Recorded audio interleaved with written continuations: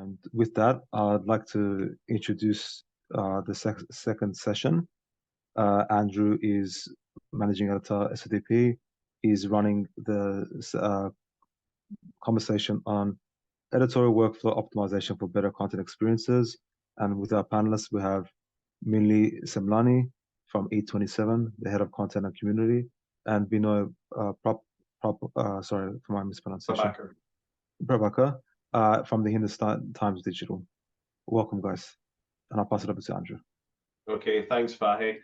Yeah, I just wanted to basically, I'll avoid trying to steal too much oxygen in the room, and I'll just briefly cover what we're going to be talking about today. As Vahe mentioned, we're going to be discussing editorial workflow optimization, for content value and content optimization. The reason we're talking about that today, I think, is I think in the last year, I think anyone can see just from the arrival of generative AI and blowing up in a big space. I mean, but AI has been around in the publishing industry for the past decade, and we're seeing this constant evolution in the landscape. And there's so many other challenges when it comes to what goes on for editorial departments. It's not just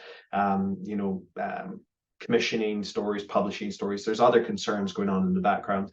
And this is a great opportunity to actually, speak to a couple of leaders in the space, pick their brains, gain insight and understanding from their learnings and their experience. So before I dive in or invite them to actually, introduce themselves a little bit, I do actually want to remind all attendees that there's an opportunity here to, ask your questions in the Q&A panel at the bottom of the screen. They're being curated in the background by Saida, our hard-working industrious head of marketing. She's in the background making sure everything works there. So please do ask your questions. I'll be asking my own questions over the course of this panel. But without further ado, and without taking up too much time, I would like to ask our first guest, Mili Semlani, to introduce herself and give us a little bit of her professional background. Thanks, Andrew, and hello, everyone. Really excited to be here. Good morning, good afternoon, good evening, considering we're all dialing in from different places. So my name's Mili. I've spent about a decade moving away from being a journalist to really working with newsrooms, digitally transforming their operations. So I've always been excited about new tools, new technologies that are coming in. And personally, I feel the news industry is kind of one of the slowest to embrace change. And rightfully so. We do something that has a lot of responsibility, and we always want to be wary of how new tools are impacting it. Currently, I work with E27, and we cater to the tech ecosystem in Southeast Asia. So we work with a lot of business industry folks, startups, founders, investors, etc. And given that we are in the middle of all the action of where technology is, we've been trying and experimenting with a lot of different tools and optimizing our newsroom workflow to find the balance between how we can be objective, accurate, factual, just like we're always expected to be, but also innovative, cutting edge, and creative to serve our audience that is so much more tech hungry. So I'm really keen to talk a lot about my experiences. Feel free to use the chat box and ask me just about anything related to my career, digital transformation, newsrooms, what's coming. I may not have all the answers, but I'm definitely sure that between us, all of us talking about these things constantly, we'll learn a lot from each other. Thanks, Andrew. Thanks, Mili. And I'd like to invite our second panelist, Binoy Prabhakar, to introduce himself. Thanks, Andrew. Hi, everyone. My name is Binoy Prabhakar. I've been a journalist for more than 2 decades. 17 of those years I spent as a print journalist, and the last 6 years on the online side at the Hindustan Times, which is one of India's leading media publishers. I work with more than 300 journalists on a bunch of platforms that are focused on general news, business news, and niche audiences. Very excited to be here, and happy to answer questions if you guys have. Thanks, Binoy. I'm ever one with questions, so I'm just going to dive in with questions for my panelists straight up. And the first question I really would love to sort of pick your brains about is, just about how publishers can effectively integrate new tools and technologies into their editorial workflows. There's always that trade-off. Every time you bring a new technology in, there's that trade-off in, you know, the learning curve, you know, how much time, how many resources you dedicate towards that new technology. Will it integrate successfully? And so there's always challenges around that. So I'd love to hear from you guys with like some of the examples of tech solutions that significantly enhance the efficiency of your editorial processes, and have in turn added value to your readers. So I really just would like to pick your brains on that subject. If I can invite, well, whoever wants to go first on this one, you know, whoever is eager to share their experiences, their thoughts, and their insights. Yeah, Mili, Yeah. you wanted to... Sure. I guess I'll go for this. Also, mainly because this year has been interesting for us because we toyed a lot with AI tools. And we've always, because personally, I have enjoyed trying new tools and bringing more optimized ways of doing the same processes that we've been doing for many years and making it better. So this year was a time for us to try out different, all the AI buzz and figure out what it is all about. I think a few key things is, at a very mentality level, what we did for the team, and we're a much smaller editorial team, and unlike a legacy newsroom, we're not that many editorial people. It's a very agile type team. What we really did was, at a mindset level, build a learning segment. So we dedicated specific time every quarter, and that was a part of our KPI as well, for every reporter, journalist, editor in the team to dedicate time to learning and learning about new tools, new technologies that we could integrate. This would involve either all of us taking a course, or we would set aside a time once every for the team to get together just to talk about, so what are the new things that we're learning? What did we see other peers do? Are there any product improvements that we're hearing that people do from our interactions with PR and people in the industry, or the interviewees that we were meeting more often? What is it that they want? So this gives a chance to keep sort of tabs on what's going on in the industry and not become insular in what we were doing. And I think one of the results of this was, hey, we're hearing a lot about AI. So, you know, what should we do about it? Should we like kind of just watch where it's going, or should we pick up something and then jump in? And we decided this latter approach. So we jumped in with a few basic processes. Obviously, we all know AI is still evolving and still developing, and given the nature of things that we deal with, security, safety, privacy are all really big areas for us. And we can't just have ChatGPT or any other such tool write an article. We can still have them write some questions, which we edit. So we started integrating some of these tools for lighter processes, where not a lot of responsibility was involved. And by design, there was ability for us to verify, check, edit.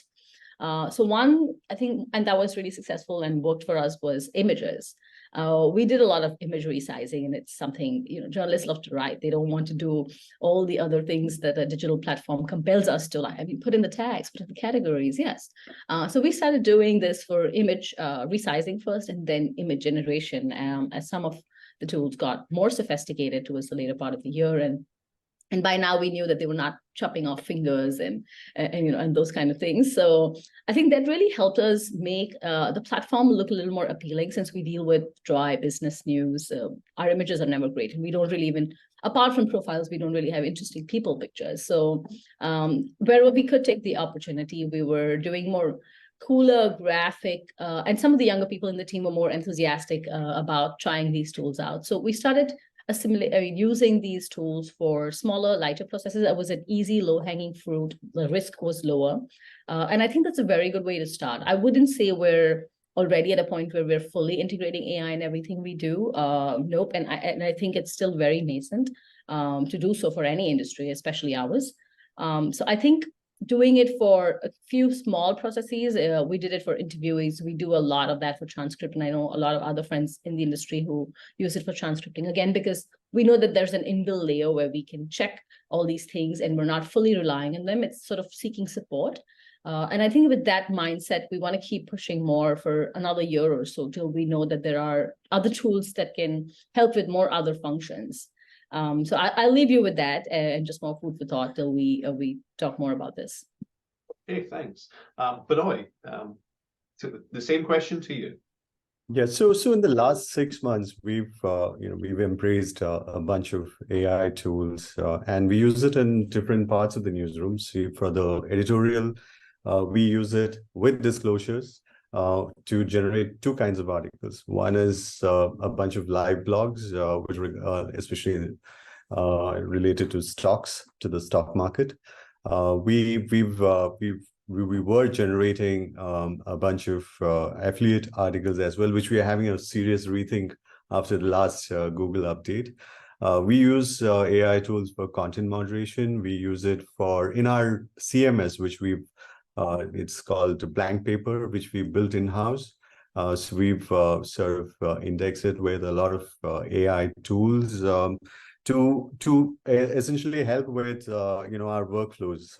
To give an example, to create summaries, to give you options about headlines, to tell our journalists that to check if what are the chances of this working, or of this article being truly useful, or even to assess what the competition is doing. So that's one. But we also provide the business team. My business colleagues have used AI to provide contextual ads. Now we are experimenting with AI for in our video processes. We'll be soon having a AI avatar for and anchors to read out something which let's say breaking news, or something which is let's say market bulletins, etc. So we continue to experiment. We are constantly evaluating how we can use it and how we can improve efficiencies and be of as useful as possible to our audience. Yeah.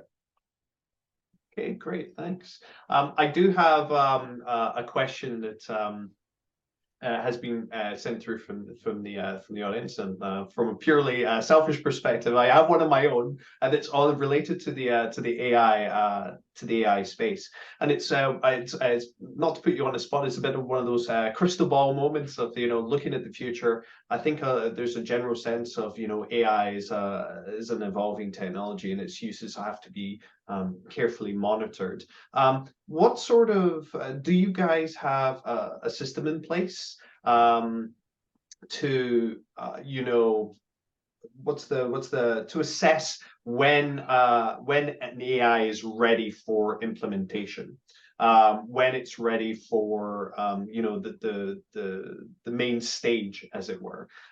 What's your process around evaluations? And I suppose this actual question ties in with our audience question, which are which business functions are responsible for rolling out new workflows, and why have those divisions been ascribed, as it were? So again, what's your process around deciding that an AI function is ready for the main prime time, as it were, and who is responsible for rolling out that new workflow? I think for this question, I'll invite Binoy to speak on this first, and then I'll invite Mili afterwards. Sure. So we've, I mean, as with any newsroom, we've got a bunch of functions. There are the product and technology, teams, and we've also who work closely with data scientists. So together, these are the teams that typically drive our AI, our adoption of AI tools in the newsroom. But we also, I mean, there's this close collaboration with the editorial team, because ultimately we are a content company. So our objectives are pretty clear, right? How can we use it, but within the guardrails of journalism, and how can we use it? Because let's say for content creation, we've always limited it, 2 use cases, not more than that. Translation still has a long way to go, although there are huge opportunities there. So we're not really satisfied with the progress that we've made in translation. So we've been very selective about that. But as with what I just mentioned earlier, with workflows, how do we adopt these tools and make our lives easier? Because we are in the business of news. Digital journalism is relentless. there's some, and India being a vast country, and we being a national media brand, there is something happening yet almost every 5 minutes. How do we react for that? So we need to, no number of journalists is frankly enough to do justice to, that kind of news flow. So we use our philosophy is very simple. How can we, adopt our tools to make the lives of our journalists and the newsroom better for the sake of our audiences? Thanks. Mili? Yeah, I think also borrowing and segueing from that, we do let our needs guide it. And we don't go to like, oh, this is a tool I'm going to start using. Or we start with, these are the tools available, but these are our problems. Which of these tools match our problems? And then we'll just experiment a lot. So I remember even when we taking the image example, we just every quarter tried a new tool, analyzed the results over a period of time, and collected feedback within the team saying, oh yeah, I prefer this tool or not, and why, and what are the differences. And then by the end of the year, we knew that this X particular tool was working well for the kind of images we wanted to generate. Our audience was liking it. We also tracked how it affected the page views, or it impacted or changed it in any way. So I think we would let our need rule it, and then just a lot of experimentation. And in terms of time, there really is no specific moment where you'll know this is it, because there are just so many new tools that keep coming in each day. And, as so many more companies try out AI, and I've seen so many that come up just in this year. Some have integrated different functions into one dashboard, AI-driven CMSs, and for the likes of smaller newsrooms that don't have their own CMS, just kind of add layers of it, versus in Binoy's case, where they would actually develop some of these in-house. So I think a lot of these keep coming. So you can't really wait for the best moment and say, oh, this is the best tool which has everything, and then we're going to go for it. I would say just start small. Just pick any one that solves a particular problem for you, whether it's saving time on the journalist and solve a daily use case. And just keep trying it out, and you'll hit the sweet spot for whatever that tool is. Because one tool works for a newsroom and the other doesn't. Even with transcription, I mean, even amongst my media friends, we don't really have one favorite. Everybody prefers a different one, because accents play a role, the region that you come from play a role, the kind of people you're speaking to play a role. So there are a lot of these nuances to it. Okay, great. Interesting question. We have another question from the audience about AI, so I'm going to scroll straight into this. The question is, with AI aiding in democratizing researching of stories and generating content, more content will likely get commoditized. What are editorial teams doing to continue to differentiate their content from that of other publications? And I'll invite Mili to answer this first. Thanks.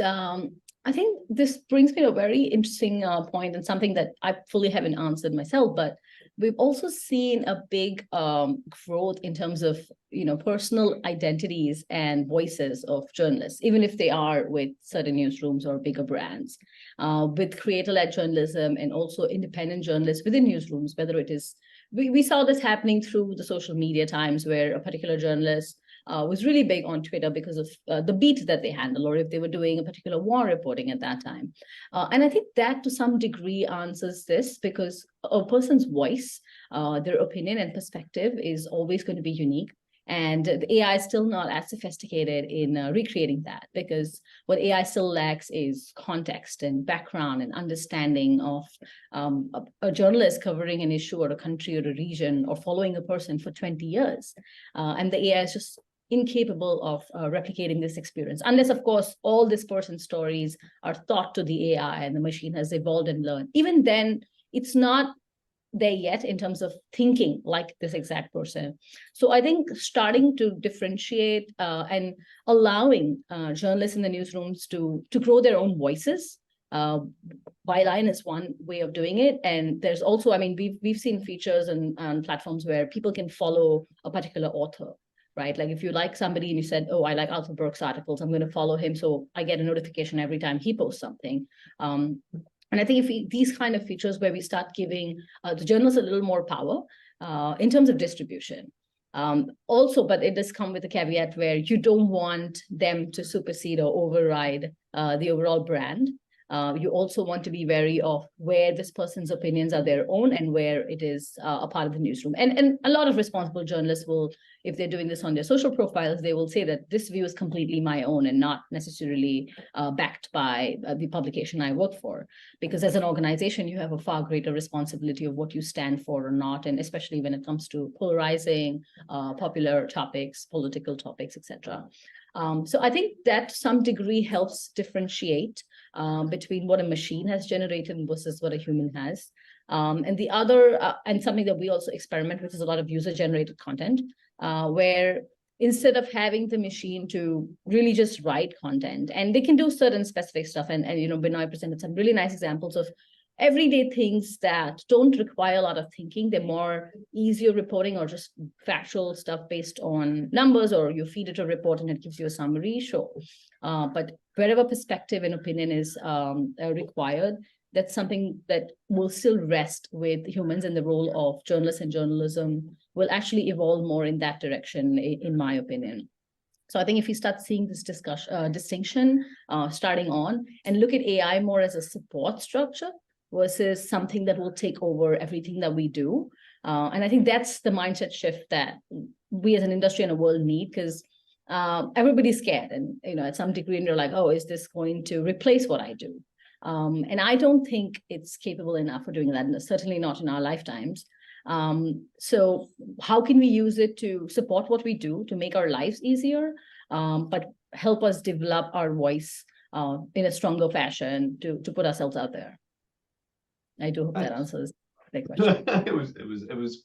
I found it interesting, but I can only speak for myself. Binoy. Yeah, so I think the question answered itself, right? It's every newsroom is going to generate content using AI. How do you differentiate yourself? How can you be truly useful to your audience, right? So nothing, nothing is going to replace what genuine reporting, right? What genuine research is going to do for your audiences. So that's been our view. I mean, that's been our stand constantly. Let's say for an example, there's a train accident, right? So AI is not going to really generate what really happened there. AI is not really going to tell you, the counts of the survivors or the victims, right? So it has to be, genuine reporting, producing original content. That was not, I mean, as long as, newsrooms continue, that's not really going to change things, right? So it all comes back to that. Okay, but with regard to, how can that reporting process be made more efficient, would be made more powerful using AI? That's something that, which newsrooms should embrace, as we're trying to do. So that clearly is the stand that we've adopted, and it's I mean, and the limitations of AI generated content, I think it's already it's there for everyone to see. People are, there are mistakes, and it generates mistakes, and people, and how audiences have been, reacting to that. That news is also, this kind of content is also pretty visible. So to have a serious rethink about how newsrooms should generate content using AI. Okay, great. I do have a question. Okay, myself, it's just curiosity. Looking at just basically the history of publishing, you can actually see the changes that technology have imposed on publishers as they shifted from print to digital. But you can actually see the logistical changes. We've seen big publishers pulling back from international bureaus, leaning on news wires more, and we've seen news wires gaining more importance. Does that then, with AI becoming more proficient, it's, again, we've talked about it not being super proficient, and I think that's perhaps that the whole concept of you need a body to understand the world. You need a physical body to be able to interact and understand the world and understand the needs of your audience. But does that, with AI becoming more efficient, with news stories from around the world getting picked up by news wires, perhaps with bodies on the ground there, and AI being able to repackage that content, Does that change? Will that change the fundamental nature of what it means to be a human journalist? Does it mean more investigative reporting? Does it mean more boots on the ground and actually going out there, seeing people, and less time behind your desk? Because all of the digital stuff, seeing press wires come in, press releases come in, all that gets picked up by your AI counterpart. Yeah, it's a small thought. We don't have much time, so if you want to answer it very briefly, I'll pass this to Binoy. Yeah, I'll just quickly answer that. See, my understanding or my thoughts on this are that it's news. Unfortunately, people how they how they react or embrace news is fast diminishing, right? That's been it's a pattern that we see across newsrooms. So it's the way, the waning attention of audiences, that's everyone knows about it. So how do newsrooms evolve there? It is so our stand has always been that we continue to do news because there is an audience. It'd be a diverse set of interests, but there will always be an audience that are interested in certain types of news. But to complement that, how do we create products, which is the NYT example is clear. It's clear that they have a bundle set of products that they obviously do. They have boots on ground. They generate news. They complement it with cooking and games and other stuff.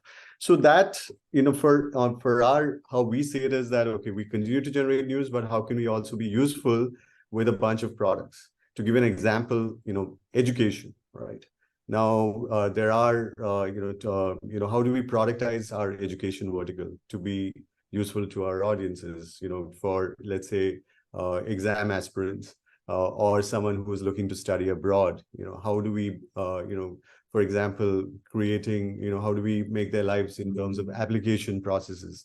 So these are the things. So my short answer to this is that, news alone is going to cut it. It has to be complemented with a bunch of products, and there'll be audiences who would continue to be associated with the news that they're interested in and the products that they find truly useful. Okay, great. Thank you, Binoy. Mili. Yeah, I think I definitely agree with Binoy on the service aspect of product service with different things and resources that people would need that usually were not considered news earlier. I'm also seeing a lot of trend in moving towards more community thinking, and whether it's the entire group of subscribers or members, or just all the readers. And I see a lot of newsrooms facilitating that. So dialogue and discourses, sharing of opinions, exchanging, and also in a way educating the reader a lot more than just giving them an article or a video and saying, okay, this is content, then consume it. So I think this street is more than just two-way. It's becoming like a multi-channel, multi-way street where you cannot just talk back to the publisher or the journalist by commenting, but you could probably also talk to somebody else reading the article virtually. And a lot of technology is also facilitating this trend, which means that to Andrew's point, yes, I think somewhere it is moving beyond just regular press release kind of news content, because the technology is making that easier. So we can all consume this information, but where publishers and news platforms will now start seeing a difference is we're going to do more to engage these people. Earlier, we saw it as our role to just give them information, and then they could probably meet up in their own homes and discuss, oh, this political article that XYZ media wrote. But now we as the media are organizing this group and saying, do you want to talk about it? And what do you think about this or not? Again, we still stand as an objective facilitator where we're not taking sides, but we allow this discourse to happen across continents and across groups. And I think Zeitgeist in Germany is doing something really cool called the Country Talks, and they started this as an experimentation when Germany went to polls, but to just start helping the polarization in the community by getting people to talk to each other one-on-one. And they did a simple matchmaking chart, and I think NYT's done that. NYT's done that in the more dating sense long ago, and every year they produce an article based on this. So very similar mechanism. They would put out a form, get people to fill it in, match people. I mean, an algo would match people, where people would have conversations and learn from each other. And ideally, they would put people who are politically opposing just to start breaking the silos of us becoming and going into our own political groups and learn more about each other. So I think I do see news organizations play that role. Okay, brilliant. Thanks very much for your time today, guys. It was really fascinating. I learned a lot myself, and I'm sure our attendees did. I would like to thank you for your time. I'd like to thank the attendees who sent in their questions. I'd like to thank the attendees who didn't, but enjoyed listening to it. So yeah, thanks again. And yeah. Thanks, Andrew. Thank you. All right. Thanks, everybody. Thanks.